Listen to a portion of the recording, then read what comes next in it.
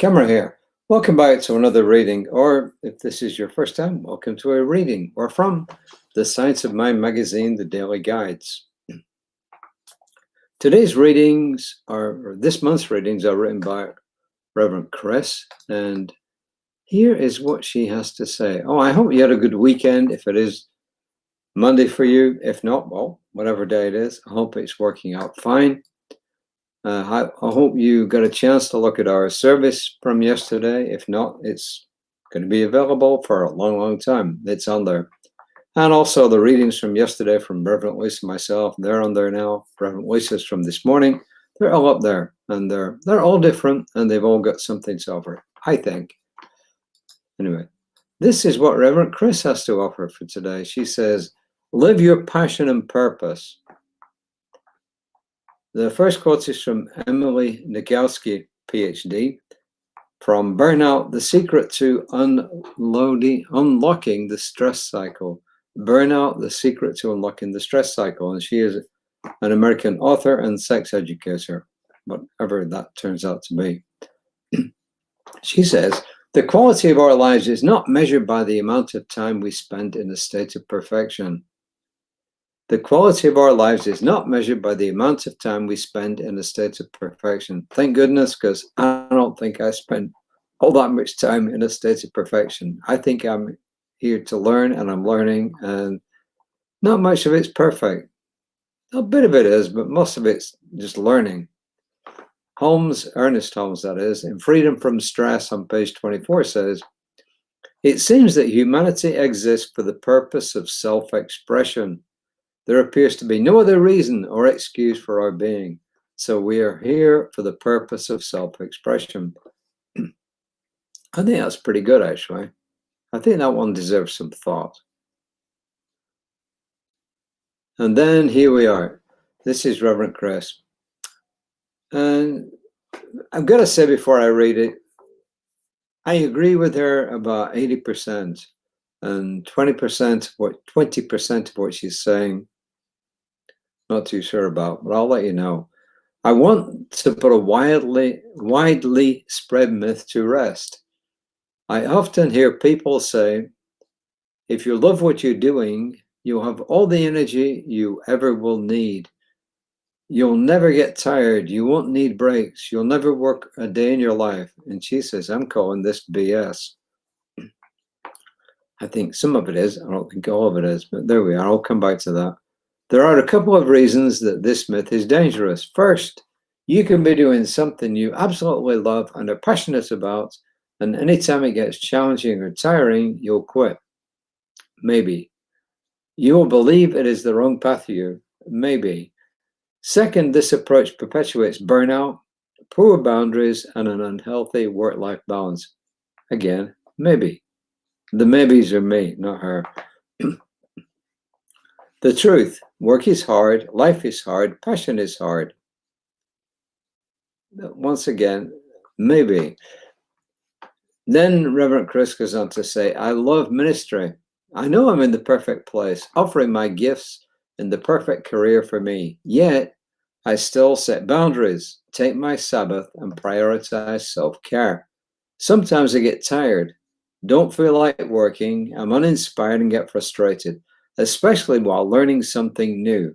None of this means I'm not cut out for ministry. It means I am human. Agreed.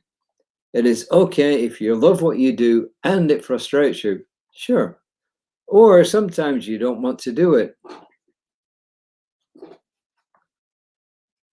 Or you set boundaries or you take breaks. That's fine too. In fact, passion, whether for a hobby, your career, or something as yet undiscovered, requires breaks and boundaries to be fully realized. Embrace your passion. It is your reason for being here. Just don't take it so seriously that you forget to rest and play too. I get what she's saying. You know, I truly understand, and I agree with this when she says she doesn't agree with people who say, if you love what you're doing, you'll have all the energy you'll ever need. Not necessarily true. You'll never get tired. I agree with her that you probably will get tired. You won't need breaks. I agree with her. You know, you will need breaks. You'll never work a day in your life. It depends what you mean by that. To me, it means if I'm working for somebody else, then yes. But if I'm working for myself, no, I think there's a happy medium. But I agree in principle with her that a lot of this stuff is overstretched. And then she says there's a couple of reasons this myth is dangerous. She says, first, you can be doing something you absolutely love and are passionate about, and anytime it gets challenging or tiring, you'll quit. No, I don't think so. You know, I find stuff I do sometimes really challenging, but I don't feel like quitting. I love doing what I do. I like mediating. My wife can't understand it, but I like doing it because why? It helps people. You know, it helps people solve their problems outside of court. I help being in ministry. Why? Because I help people. I think I was born with a help people attitude, and maybe I'm lucky for that. Does it mean to say I don't get tired, frustrated? Sometimes I don't want to do these readings, not very often, but sometimes. Absolutely. Does it mean I don't feel like throwing the towel in occasionally? Yeah, but I'm human. But I don't think that means that I don't love what I do, you know, and I don't think it detracts from the fact that I'm not working per se. I am not doing something I have to do. See, I define work as something that you have to do in order to make a living. And what I do, I don't need to do that to make a living. I've got other ways that income comes in. And I think, well, Bob Proctor, who was my former mentor, used to say that if you love what you're doing, you won't work it any life. But he also said this, that what you do that you love doing may or may not be where your income comes from. He said you may be doing a job somewhere else, that's where your income comes from, and then you've got time enough to do what you love doing besides that, but it doesn't provide your main income. But if you're a full-time minister, then it does provide your full income. So I can kind of see where she's coming from, that if all she does is ministry, and it's not what I do altogether, I'm a minister some of the time, I'm a mediator some of the time, and I do other things some of the time. Some of them pay me money, some of them don't pay me money.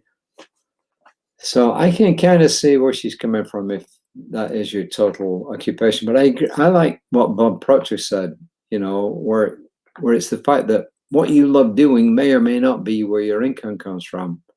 And if it is, you're fantastic. You're lucky. And if it isn't, well, it just isn't. Because he dealt with a lot of people. He coached a lot of people who were making money in different ventures, some on the stock market, some giving lectures, you know, some giving seminars, whatever it was, or in corporate America. But on the side, they did what they loved doing. And for him, it was coaching and helping people. So I think there's a balance here. So maybe I'm just being overly critical, but what I'm saying at the end of the day is, yeah, in principle, I see where she's coming from, but I think she might have gone kind of overboard a little bit. So I know my wife won't agree with me because she read this reading last night. She thought, wow, what a wonderful reading. And that's okay, because we all have different opinions about different things. So to me, yes, there's work-life balance. And if your work is your passion, there's still work-life balance. If ministry is 100% what you do, there is work-life balance, and your Sabbath is not going to be on Sunday because that's when you do a lot of your work. It's going to be another day. You take a break, you take a day off. So yes, I entirely agree. Self-care is incredibly important, whatever you're doing, whether it's your passion, whether it's a job that you're doing because that's what you make your money at, whatever it is. Self-care is incredibly important. And if you want to know more about that, tune into Reverend Lisa, because I'm sure most days she's still preaching self-care. So, which is great because it's the foundation for everything. Okay, so what's the affirmation? 2. I release the myth that living life means I must be tireless. I release the myth that living life means I must be tireless. Absolutely, 100% good affirmation. Instead, I honor my need for self-care and renewal. I would say I honor my need for self-care and renewal. Absolutely. Absolutely. 100% agree. So, Reverend Lisa will be back tomorrow morning at 9:15-ish. I'll be back tomorrow evening, hopefully at 5 o'clock, unless I don't think there's any business meetings going to get in the way. But you never know what comes up. So I hope you're all having a good day. I hope each of you are taking care of yourselves. And that I know everybody's got incredible responsibilities, or most people have, for themselves or others.